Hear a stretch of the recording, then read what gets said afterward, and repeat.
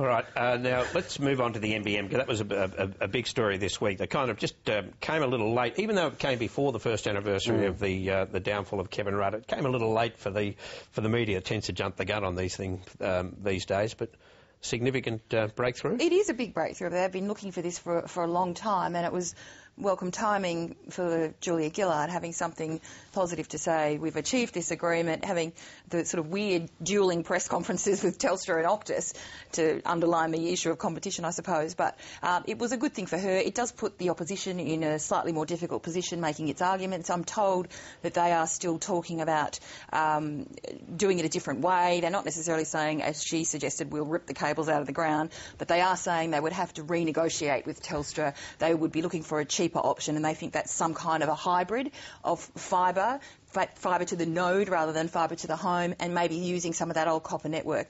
But that all depends on how far down the track this goes before they were to win government.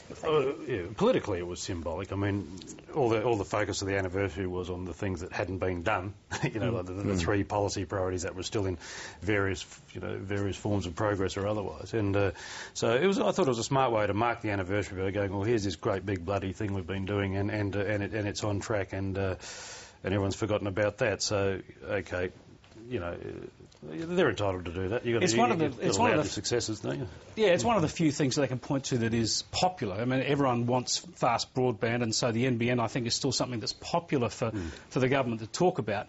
But it's a long burn, this issue, and I think it's going to come under increased scrutiny. And a lot of taxpayers would have found it more than passing strange that what happened last week was after this country had gone through all the turmoil of privatising Telstra and it had gone off taxpayers' books effectively, we've now spent $11 billion of taxpayers' money buying back some of Telstra to shut it down. I mean, economically, it seems like madness. I need to sell it again in about another 10 years. I think politically they can argue, well, look, there are some issues that are a slow boil, to use a slightly different analogy, and maybe, there's something to equate with the carbon tax negotiations, that you put in your effort, you negotiate, and eventually you can achieve an outcome that will take you forward, and that's the sort of thing that they're trying to say is going on. And also this feeling of inevitability starts to creep in the more they can make announcements like this.